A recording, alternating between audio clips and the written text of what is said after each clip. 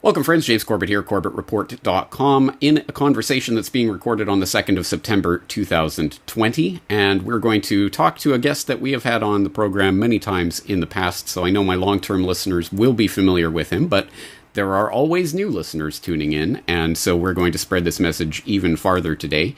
We are talking to Richard Gage, who is, I hope people will know, the founder of Architects and Engineers for 9/11 Truth. And in fact, if you go to the AE 9/11 Truth homepage at ae911truth.org, you will be able to find more information about the organization generally, and Richard Gage specifically. Reading from his bio, Richard Gage, AIA, is a San Francisco Bay Area architect of 30 years, a member of the American Institute of Architects, and the founder and president of Architects and Engineers for 9/11 Truth, which represents more than 3,000 architects and engineers who have signed the organization's petition demanding a new investigation of the destruction of all three World Trade Center skyscrapers on 9/11. And I would like to think that everyone by now knows three skyscrapers were completely destroyed on the day of 9/11, but still, there are people who may not be aware of the existence of Building 7, so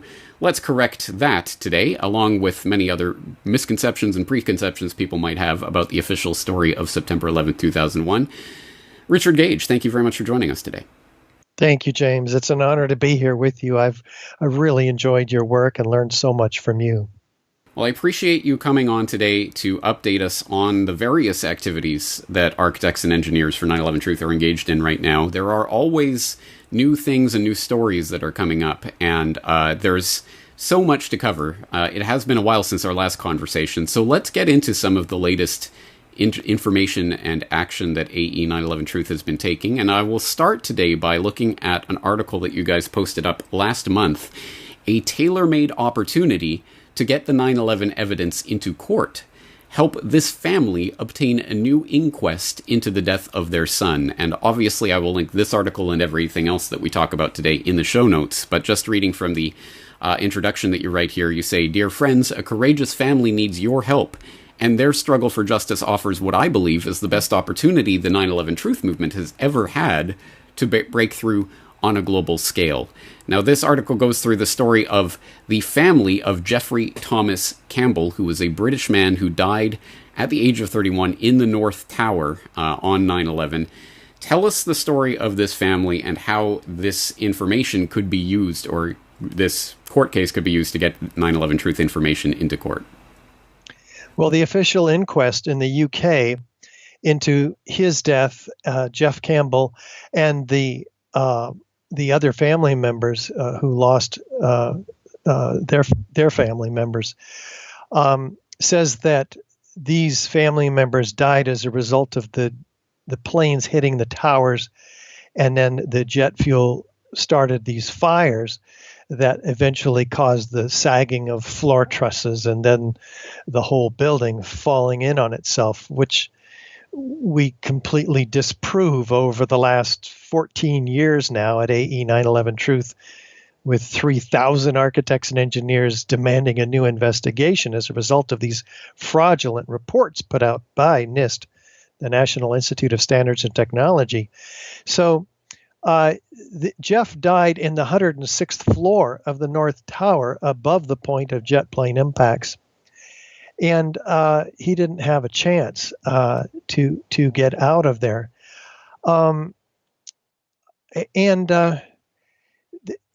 This is a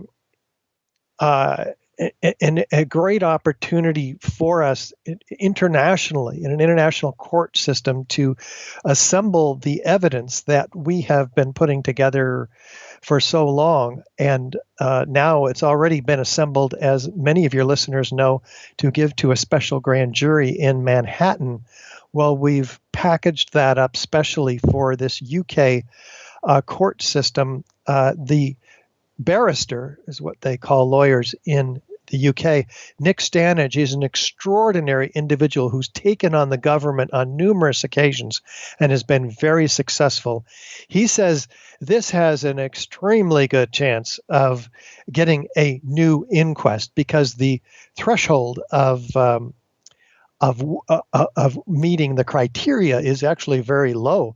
In other words, if it might result in a new outcome, then you have to do the inquest.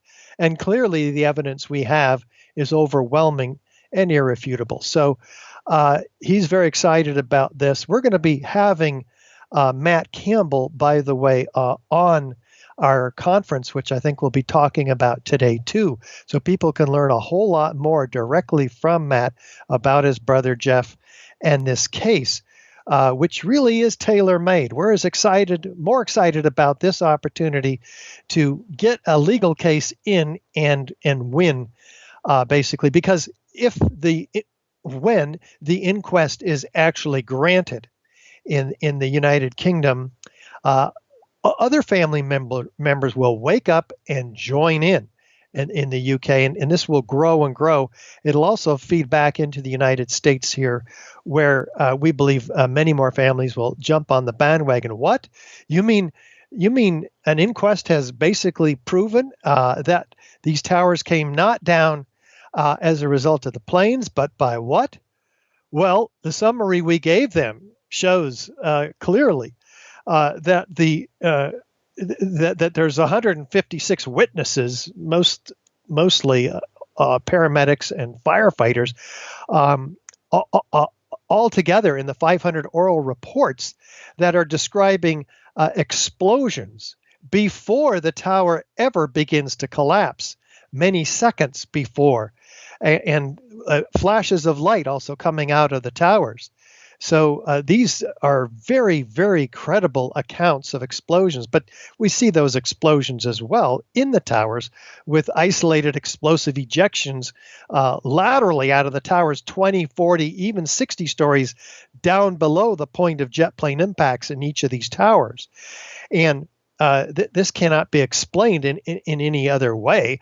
We also have the hurling of lateral ejection of 4 and 8 ton structural steel sections 600 feet ejected laterally out of the towers. You know, gravity works down. A gravitational collapse, as we're told this works down, but these are destroying the buildings around them. And this is as much energy as it takes to hurl a 200-pound cannonball 3 miles. And then we also have the evidence in the dust of molten iron spheres, which are previously molten iron, and they're microspheres about the diameter of a human hair. These are found by the US Geological Survey and R.J. Lee Group independently, documented billions of them, up to 4 tons of this stuff, which they can't even identify its source. They say it's formed during the event. So it's not before by the construction workers or after by the iron workers tearing the pieces of the remaining building down. So where does this come from? Well, there's a team of 8 scientists which also find in all the World Trade Center dust samples these curious red-gray chips, red on one side, gray on the other. They're formed due to fluids. I thought they were paint, right? But these act very, very curiously in a heater. They ignite, producing at 758 degrees Fahrenheit. What do they produce? Molten iron microspheres. So this is fascinating. This tells us where those spheres came from. Well, they find that it was through working with a nuclear microscope, like 100 to, it's 50,000 times magnification. Iron oxide particles and aluminum platelets that are the size of, they're at the nanoscale, 1,000 times smaller in a diameter of a human hair. So they find nanothermite. This is very special material. There's no question about what it is. It's extremely exotic. It's not paint. And it produces those spheres that the USGS couldn't identify.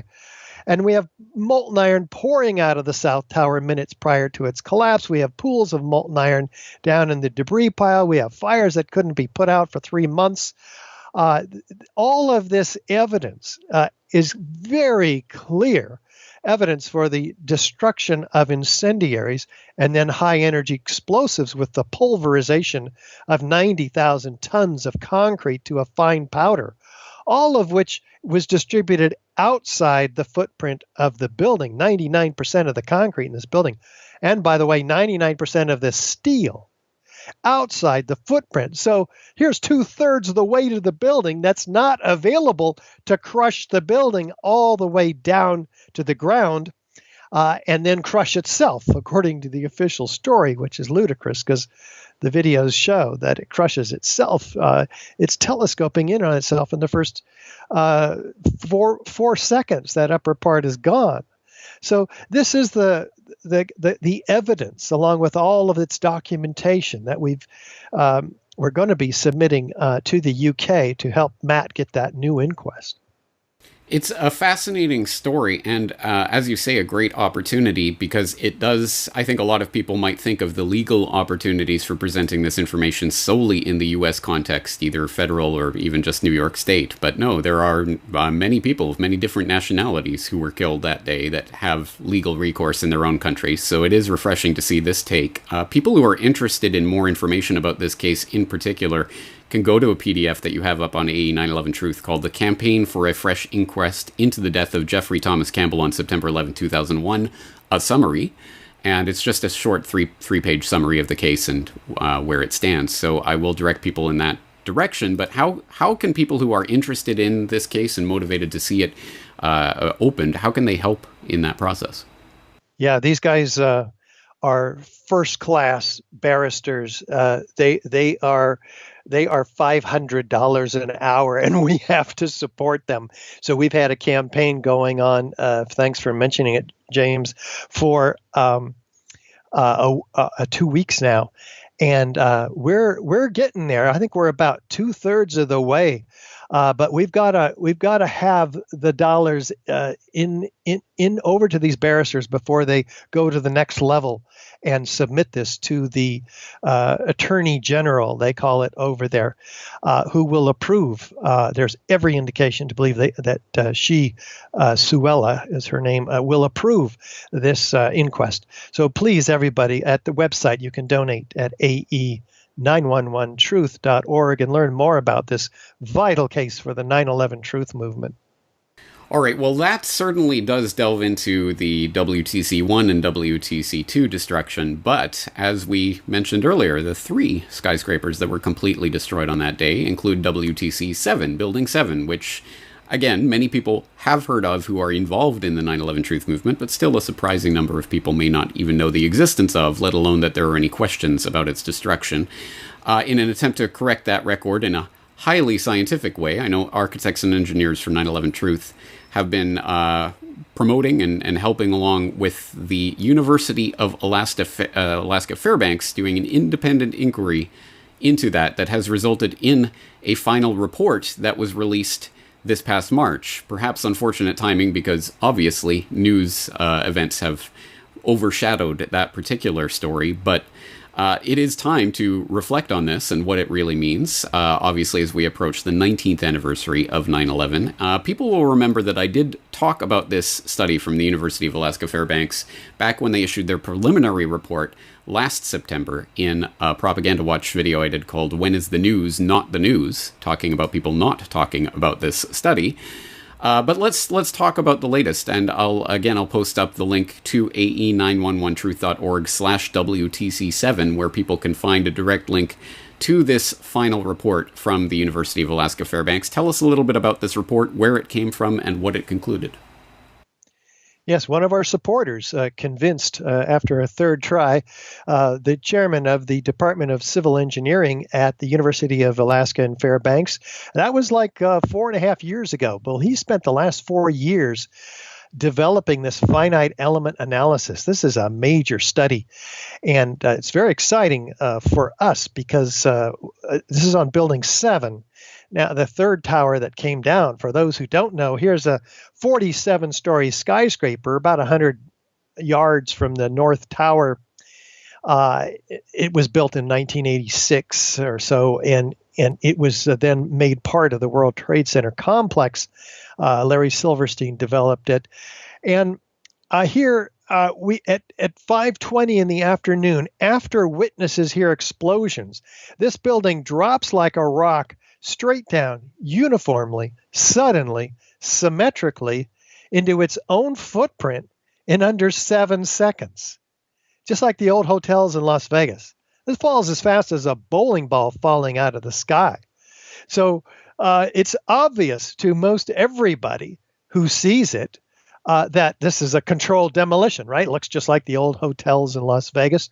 Well, we find through going around to conferences around the country, dozens and dozens of them, maybe 100 by now, that most architects and engineers know nothing about the third worst structural failure in modern history, after the Twin Towers.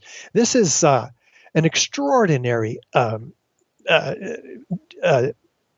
secret. The American Institute of Architects, of which I'm a member of, one of 80,000, we never got one bulletin on the destruction of this building. The fact that it came down due to normal office fires, according to NIST, the National Institute of Standards and Technology, who was tasked with explaining this collapse to the American people. And they have this elaborate explanation of how this fire caused expansion of these beams, pushing this girder off of its seat on this one column 79, and then that girder falls off that column, and that floor falls on the next one in a progressive collapse for 9 floors, keeping this column unbraced, making this column unbraced, and finally it buckles, and then there's this instability that travels all the way to the roof of this building, and then laterally across the building in 6 seconds before the whole building falls down. Well, none at once. None of that could have happened for a whole variety of reasons, many of which the University of Alaska has completely disproven those assumptions and theories of NIST. The conclusion from the study in Alaska is that the building could only have come down, like we see in all the videos, and there's 11 videos of this building's collapse, by the simultaneous removal of all the columns in the building over about a second. So what is that? I mean, what in the heck can do that? Only controlled demolition can do that. And of course, that doesn't happen in an afternoon by a group of people going into a burning building and setting up explosives. No, this and these fires, by the way, were only few and small and scattered. And no office fire has ever brought down a skyscraper, steel frame skyscraper. So, and here we've got, this incredible 130-page study that they're now working on a peer-reviewed paper. And we've sent this study to the final report now to 200 out of the 400 we intend to, and top engineering associations and universities and firms in the world. So this is going to make waves too. And yeah, you got that right. Timing was most unfortunate for us because COVID-19 came along with its suspect origins and manipulated solutions. So we have, which you've been covering very nicely, that's outside of our scope, but we're not naive to what's going on in the world. In fact, we encourage people to not believe anything you see in the mainstream media about this situation, but do your own research. Watch, for instance, the Corbett report, which is about getting underneath the propaganda and looking at what's really going on. Indeed, and WTC7, again, will not be a subject that is unfamiliar to my regular viewers. I've talked about it since NIST issued their original report way back in 2008. And on that very note, you do have some sort of news on that front. This coming from an article published on August 31st. Statement, 9/11 families and experts to appeal egregious NIST Building 7 decision. Noting that architects and engineers for 9/11 Truth is sorely disappointed to report that on Friday, August 28, 2020, the National Institute of Standards and Technology, NIST, issued its initial decision denying the request for correction that we, together with 10 9/11 family members and 88 architects and structural engineers, submitted on April 15th, 2020, regarding NIST's 2008 report on the collapse of World Trade Center Building 7. So Richard, can you set the table for this conversation? What are we talking about with regards to this request for correction, and what does their denial of that mean? Yeah, we have 8 key points where we felt NIST was most vulnerable in their fraudulent theories about how this building came down by normal office fires. And we were very specific, and none of these points could be handled by NIST without a complete overhaul of their initiation of collapse theory. In other words, a withdrawal of their assertion. But what they did instead is, on a very surface basis, give the most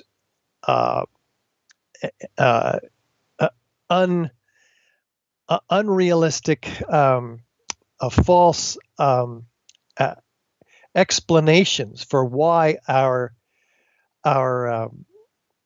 points were not valid, and thus they denied each of the 8.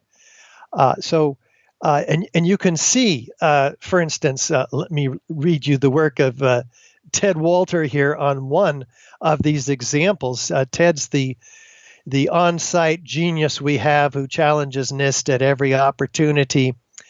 He's our director of strategy and development here at AE 911 Truth. He says NIST's only response to the first claim in the request is to describe the position of a key girder and column in relation to each other at room temperature, implying that lateral displacement and walk-off of the girder was possible from this position, when NIST knows full well what matters actually is the position of the girder and column in relation to each other at elevated temperatures claimed by NIST. In other words, the fire elevated these temperatures. Even NIST's own analysis shows that at elevated temperatures, the girder would have expanded and become trapped behind the column's side plate, because there were additional stiffeners on each side of this wide flange column, thus preventing the girder walk-off that is alleged to have initiated a progressive collapse of the building. So we've pointed out that they completely omit key structural components as well, such as the stiffeners, which would have kept the flanges from folding. Because NIST's whole theory is that the girder that was pushed off by these expanding beams only had to be pushed off halfway off of its seat, and then the flange, the bottom horizontal piece, simply had to fold. But the stiffeners would have kept those from folding. But they have another quite false and surface answer that might appeal to the logic of somebody who didn't know about the evidence that we've been presenting and hadn't read the actual request for correction. So we still think we've got them quite in a vulnerable place. So we'll be submitting our appeal, which is allowed for at NIST. It'll go to their Associate Director of Laboratory Programs, James Olfoff. And so they say no individuals who were involved in the initial denial will be involved in the review of the appeal. So we hope for some new fresh eyes and some actual justice, objective justice here. And in case that doesn't work, we'll be coming back with an actual lawsuit. So we'll see how that goes. We've got to get our response into Mr. Olaf by September 27th, in about a month. For people who are unaware of how thorough your request was, I will link them to the actual request itself, all 106 pages of it, and then the 10-page response that you got back from NIST. And I will let people who are technically inclined, engineers, architects, or those who are interested in these subjects, to take a look at this information for itself, because I think it does speak for itself. The thoroughness of the points that you raise versus the haphazard nature of NIST's answer. There's a lot of information to go through there, and I hope people will do so. But while we are on the subject of WTC 7 and reaching out to people who may not know these types of details, I know that, again, A 9/11 Truth has been at the forefront of leading the fight for raising public awareness of this information, including by being behind the production of a new documentary from Dylan Avery of Loose Change fame, who is directing a documentary called Seven that focuses on the destruction of World Trade Center Building 7 and does include, of course, Leroy Holsey and his University of Alaska Fairbanks team. So let's talk a little bit about this documentary. Yeah, we were really, really happy that Dylan agreed to take on this project. He's famous in the 9/11 Truth movement. His film, Loose Change 9/11, and the versions of it have been seen altogether over 100 million times when you add it all up. And so he is an icon. And by the way, he will also be at the upcoming conference that we're hosting online at 9/11 Friday, 9/12 Saturday, and 9/13 Sunday. But he'll be talking there about this film, which it's quite a story. The hiring of Professor Halsey and the support of his team by many engineers who are supporters of AE 9/11 Truth, who have been doing the digging for 10 and some of them almost 20 years.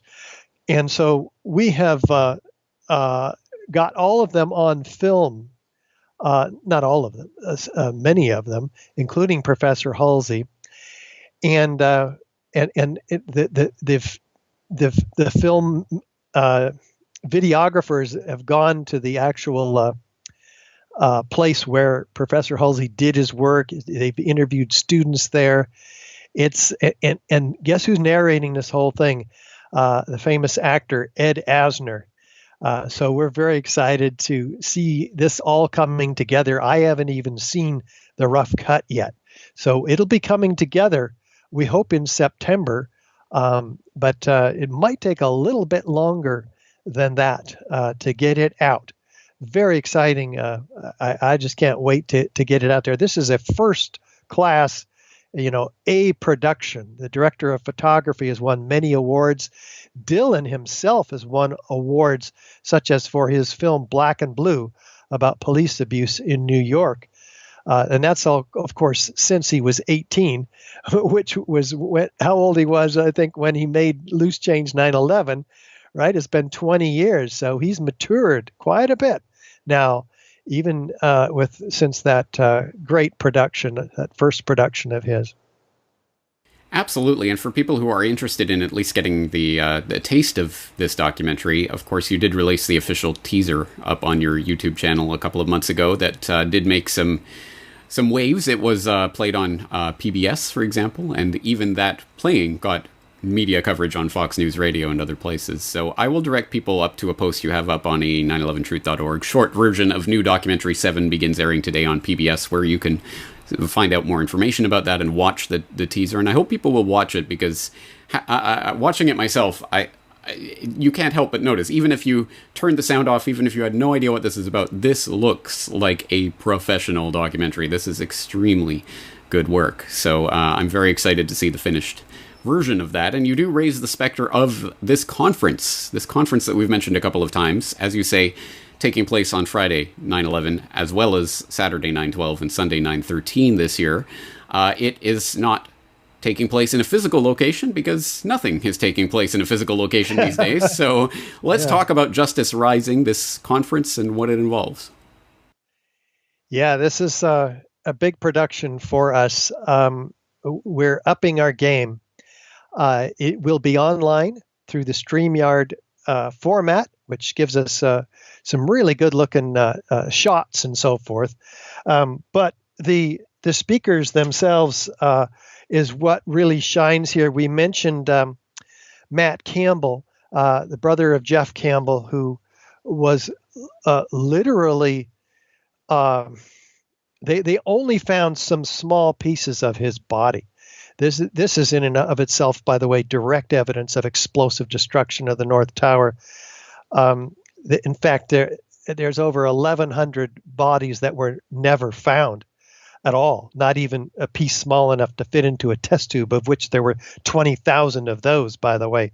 So this explosive evidence is included also in the that which we're providing to the UK for this effort to get an inquest.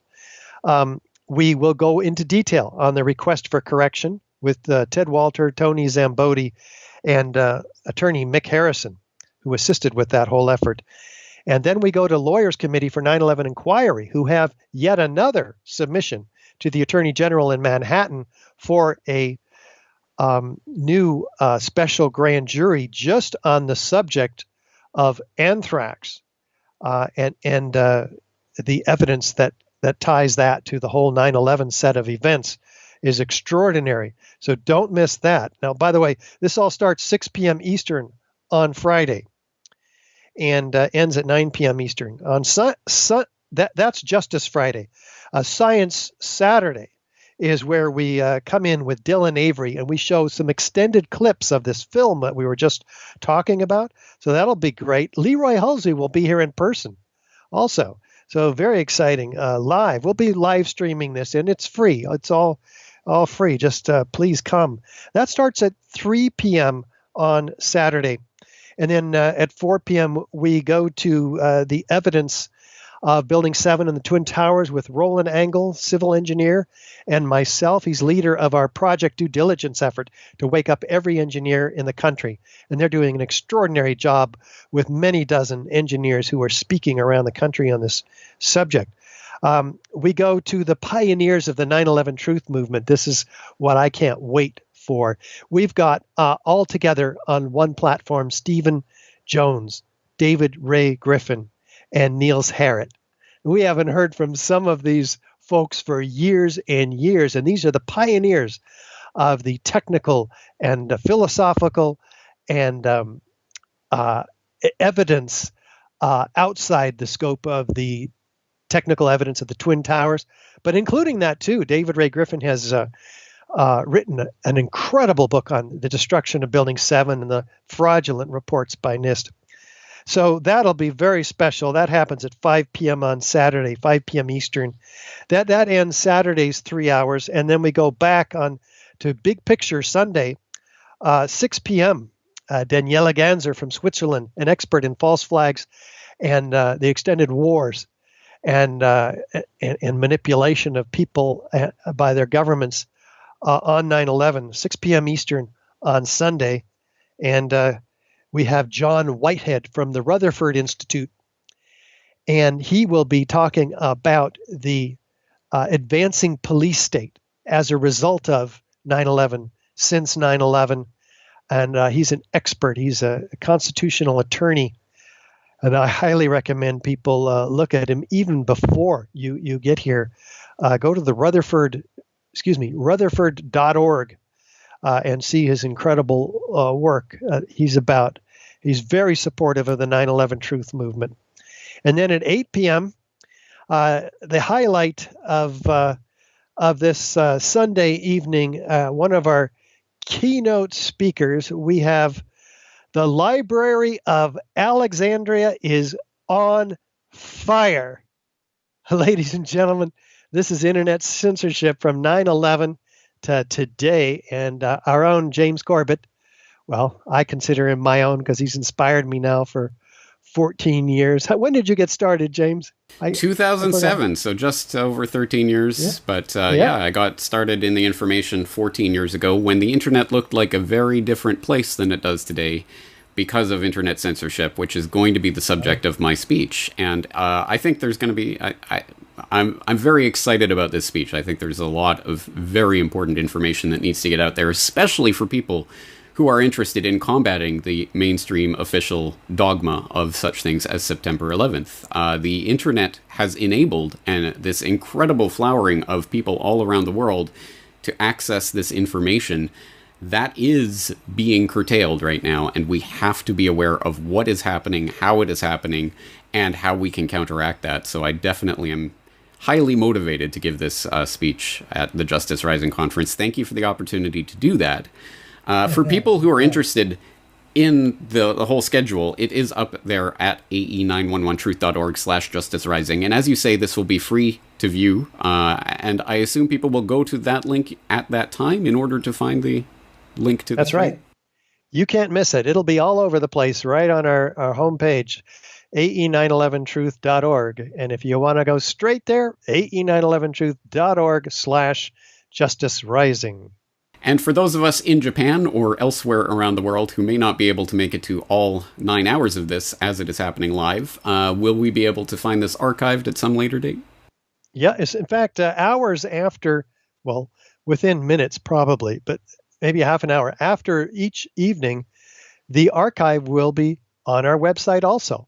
So the same place you watched it live from, you can watch it again or send that same link to your friends to watch the YouTube archive there, assuming that they haven't taken it down, which they are doing now with issues like 9/11 and many other issues. So we cross our fingers. Every day we're still on YouTube with 60,000, I think now, fans, supporters, subscribers.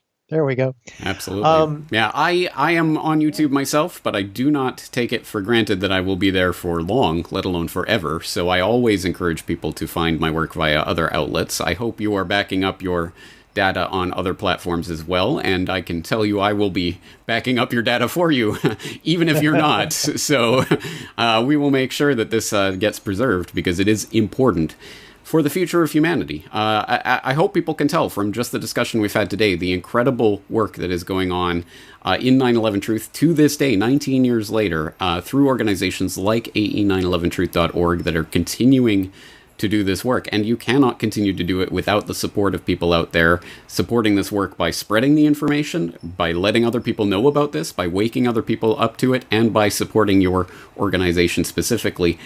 Tell us a little bit about the work overall that AE911 Truth does and how people can get behind it.